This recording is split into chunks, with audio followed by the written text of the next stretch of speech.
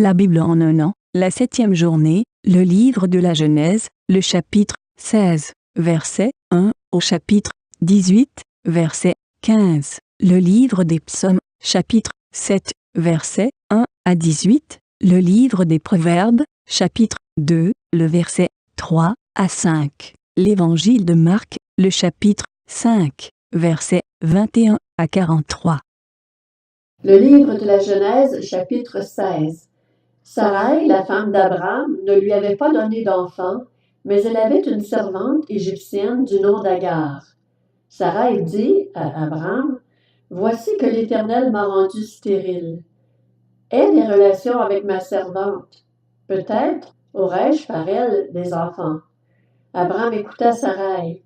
Alors Sarai, la femme d'Abraham, prit l'Égyptienne Agar, qui était sa servante, et elle la donna pour femme à son mari Abraham, 10 ans après l'installation d'Abraham dans le pays de Canaan. Il eut des relations avec Agar, et celle-ci tomba enceinte. Quand elle se vit enceinte, elle regarda sa maîtresse avec mépris. Sarai dit à Abraham, « L'injure qui m'est faite retombe sur toi. C'est moi qui ai mis ma servante dans tes bras, mais quand elle a vu qu'elle était enceinte, elle m'a regardé avec mépris. Que l'Éternel soit juge entre toi et moi. » Abraham répondit à Sarai, « Ta servante est en ton pouvoir, traite-la comme tu jugeras bon. » Alors Sarai maltraita Agar, de sorte que celle-ci s'enfuit loin d'elle. L'ange de l'Éternel la trouva près d'une source d'eau dans le désert, près de la source qui est sur le chemin de Shur. Il dit, « Agar, servante de Sarai, d'où viens-tu et où vas-tu? » Elle répondit, « Je m'enfuis, loin de Sarai, ma maîtresse. » L'ange de l'Éternel lui dit, « Retourne vers ta maîtresse et humilie-toi sous son pouvoir. » Puis l'ange de l'Éternel lui affirma, « Je multiplierai ta descendance. Elle sera si nombreuse qu'on ne pourra pas la compter. » L'ange de l'Éternel lui dit, « Te voici enceinte. Tu mettras au monde un fils à qui tu donneras le nom d'Ismaël, car l'Éternel t'a entendu dans ton malheur. Il sera pareil à un âne sauvage. Sa main sera contre tous et la main de tous sera contre lui. Il habitera en face de tous ses frères. » Elle donna à l'Éternel qui lui avait parlé le nom d'Ata El-Roi, car elle dit, « Ai-je vu ici la trace de celui qui me voit? » C'est pourquoi l'on a appelé ce puits le puits de Lacaï-Roi. Il se trouve entre Kadès et Bared. Agar donna un fils à Abraham, et celui-ci appela Ismaël, le fils qu'Agar lui donna. Abraham était âgé de 86 ans lorsque Agar lui donna Ismaël. Le livre de la Genèse, chapitre 17. Lorsque Abraham fut âgé de 99 ans, l'Éternel apparut à Abraham et lui dit, « Je suis le Dieu Tout-Puissant. Marche devant moi et sois intègre. J'établirai mon alliance entre moi et toi, et je te multiplierai considérablement. » Abraham tomba le visage contre terre, et Dieu lui dit, « Voici quelle est mon alliance avec toi. Tu deviendras le père d'un grand nombre de nations. On ne t'appellera plus Abraham, mais ton nom sera Abraham, car je te rends père d'un grand nombre de nations. Je te ferai beaucoup proliférer, je ferai de toi des nations, et des rois seront issus de toi. J'établirai mon alliance entre moi et toi, ainsi que tes descendants après toi, au fil des générations. Ce sera une alliance perpétuelle, en vertu de laquelle je serai ton Dieu, et celui de ta descendance après toi. Je te donnerai à toi et à tes descendants après toi le pays où tu séjournes en étranger, tout le pays de Canaan. Il sera leur propriété pour toujours et je serai leur Dieu. » Dieu dit à Abraham, « Quant à toi, tu garderas mon alliance, toi et tes descendants après toi, au fil des générations. Voici quelle est mon alliance, celle que vous garderez entre moi et vous, ainsi que ta descendance après toi. Tout garçon parmi vous sera circoncis. Vous vous circoncirez, et ce sera un signe d'alliance entre moi et vous. À l'âge de 8 jours, tout garçon parmi vous sera circoncis, et ce, à chacune de vos générations, qu'il soit né chez toi ou qu'il ait été acheté à un étranger en dehors de ta descendance. On devra circoncire celui qui est né chez toi et celui que tu as acheté. Mon alliance sera inscrite dans votre chair comme une alliance perpétuelle. Un homme incirconcis qui n'aura pas été circoncis dans son corps sera exclu de son peuple. Il aura violé mon alliance. Dieu dit à Abraham, « Quant à ta femme Sarai, tu ne l'appelleras plus Sarai, car son nom est Sarah. Je la bénirai et je te donnerai même un fils à travers elle. Je la bénirai et elle donnera naissance à des nations. Des rois seront issus d'elle. » Abraham tomba le visage contre terre.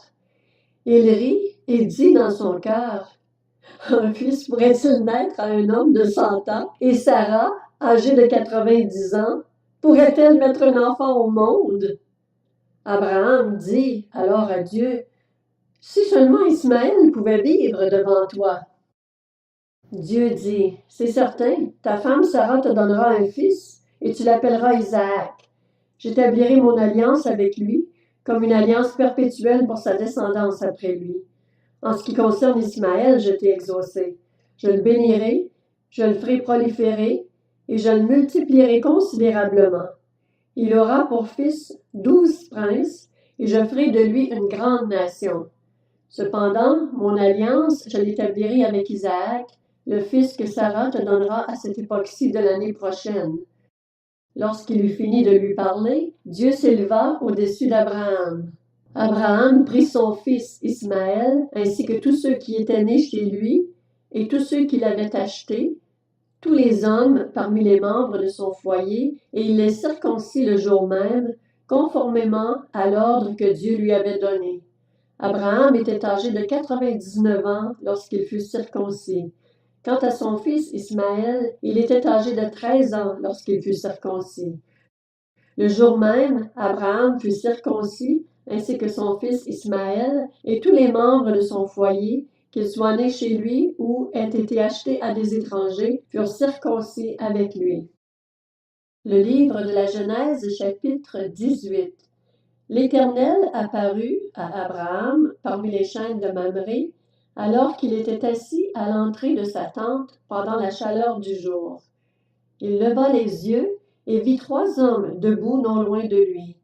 Quand il les vit, il courut depuis l'entrée de sa tente à leur rencontre et se prosterna jusqu'à terre. Il dit, « Seigneur, si j'ai trouvé grâce à tes yeux, ne passe pas loin de ton serviteur. Permettez qu'on apporte un peu d'eau pour vous laver les pieds et reposez-vous sous cet arbre.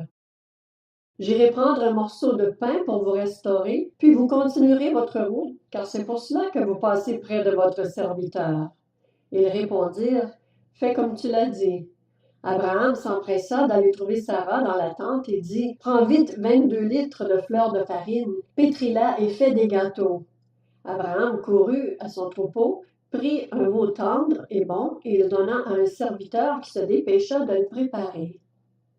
Il prit encore du lait caillé et du lait avec le veau qu'on avait préparé, et il les mit devant eux. Il se tint lui-même à leur côté sous l'arbre, et ils mangèrent. Puis ils lui dirent, « Où est ta femme Sarah? » Il répondit, « Elle est là dans la tente. » L'un d'eux dit, « Je reviendrai vers toi à la même époque, et ta femme Sarah aura un fils. » Sarah écoutait à l'entrée de la tente, derrière lui. Abraham et Sarah étaient vieux, d'un âge avancé, et Sarah ne pouvait plus espérer avoir des enfants. Elle rit en elle-même en se disant, « Maintenant que je suis usée, aurai-je encore des désirs? Mon Seigneur aussi est vieux. » L'Éternel dit à Abraham, « Pourquoi donc Sarah a-t-elle ri en se disant, « Est-ce que vraiment j'aurai un enfant, moi qui suis vieille? » Y a-t-il quoi que ce soit d'étonnant de la part de l'Éternel? Au moment fixé, je reviendrai vers toi à la même époque, et Sarah aura un fils. Sarah mentit en disant, « Je n'ai pas ri, » car elle eut peur, mais il dit, « Au contraire, tu as ri. » Le livre des Psaumes, chapitre 7. Complainte de David chantée à l'Éternel au sujet de Cush le Benjaminite. Éternel, mon Dieu, je cherche refuge en toi. Sauve-moi de tous mes persécuteurs et délivre-moi. Sinon, ils vont me déchirer comme un lion. Ils vont me dévorer, sans personne pour me délivrer. Éternel, mon Dieu, si j'ai fait cela, si mes mains ont commis l'injustice, si j'ai rendu le mal à celui qui était en paix avec moi, si j'ai dépouillé celui qui s'opposait à moi sans raison, que l'ennemi me poursuive et m'atteigne, qu'il me terrasse et traîne ma gloire dans la poussière. Lève-toi, Éternel, dans ta colère. Dresse-toi contre la fureur de mes adversaires. Réveille-toi pour me secourir, toi qui établis le droit. Que l'assemblée des peuples vienne t'entourer. Reviens dominer sur elle dans les hauteurs. L'Éternel exerce son jugement sur les peuples. Juge-moi, Éternel, conformément à ma justice et à mon intégrité. Mets un terme aux méfaits des méchants et affermis le juste. Toi qui examines les cœurs et les reins, Dieu juste. Mon bouclier est auprès de Dieu. Il sauve ceux dont le cœur est droit. Dieu est un juste juge, un Dieu qui fait chaque jour sentir sa colère. Si le méchant ne revient pas à lui, il aiguise son épée, il bande son arc et il vise. Il dirige sur lui des traits meurtriers, il rend ses flèches brûlantes. Le méchant prépare le mal, il conçoit la misère et il accouche de la fausseté. Il ouvre une fosse, il la creuse, mais il tombe dans le trou qu'il a fait. Sa misère retombe sur sa tête, et sa violence descend sur son front. Je louerai l'Éternel à cause de sa justice, je chanterai le nom de l'Éternel, le Très-Haut. Le livre des Proverbes, chapitre 2. Oui, si tu appelles la sagesse, et si tu élèves ta voix vers l'intelligence, si tu la cherches comme l'argent, si tu la poursuis comme un trésor, alors tu comprendras ce qu'est la crainte de l'Éternel, et tu trouveras la connaissance de Dieu. Évangile de Marc, chapitre 5. Jésus regagna en barque l'autre rive, où une grande foule se rassembla autour de lui. Il était au bord du lac. Alors vint un des chefs de la synagogue du nom de Jaïrus. Lorsqu'il aperçut Jésus, il se jeta à ses pieds et le supplia avec insistance. « Ma petite fille est sur le point de mourir. Viens, pose les mains sur elle afin qu'elle soit sauvée et elle vivra. » Jésus s'en alla avec lui. Une grande foule le suivait et le pressait de tous côtés. Or, il y avait une femme atteinte d'hémorragie depuis 12 ans. Elle avait beaucoup souffert entre les mains de nombreux médecins. Elle avait dépensé tout ce qu'elle possédait, mais cela n'avait servi à rien. Au contraire, son état avait plutôt empiré. Elle entendit parler de Jésus, vint dans la foule par derrière et toucha son vêtement, car elle se disait « Même si je ne touche que ses vêtements, je serai guérie. » À l'instant même, son hémorragie s'arrêta, et elle sentit dans son corps qu'elle était guérie de son mal. Jésus se rendit aussitôt compte qu'une force était sortie de lui. Il se retourna au milieu de la foule et dit « Qui a touché mes vêtements? » Ses disciples lui dirent « Tu vois la foule qui te presse et tu dis « Qui m'a touché? » Jésus regardait autour de lui pour voir celle qui avait fait cela. La femme, effrayée et tremblante, sachant ce qui lui était arrivé, vint se jeter à ses pieds et lui dit toute la vérité. Alors il lui dit « Ma fille, ta foi t'a sauvée. Pars dans la paix et sois guérie de ton mal. » Il parlait encore quand des gens arrivèrent de chez le chef de la synagogue et lui dirent « Ta fille est morte. Pourquoi déranger encore le maître? » Dès qu'il entendit cette parole, Jésus dit au chef de la synagogue « N'aie pas peur, crois seulement. » Et il ne laissa personne l'accompagner, sauf Pierre, Jacques et Jean, le frère de Jacques. Ils arrivèrent à la maison du chef de la synagogue, où Jésus vit du tumulte et des gens qui pleuraient et poussaient de grands cris. Il entra et leur dit « Pourquoi faites-vous ce tumulte et pourquoi pleurez-vous? L'enfant n'est pas morte, mais elle dort. » Ils se moquaient de lui. Alors il les fit tous sortir, prit avec lui le père et la mère de l'enfant et ceux qui l'avaient accompagné. et il entra là où l'enfant était couché. Il la prit par la main et lui dit « Talitha Kumi », ce qui signifie « Jeune fille, lève-toi, je te le dis ». Aussitôt la jeune fille se leva et se mit à marcher, car elle avait 12 ans. Ils furent aussitôt remplis d'un grand étonnement. Jésus leur adressa de fortes recommandations pour que personne ne le sache et demanda qu'on donne à manger à la jeune fille.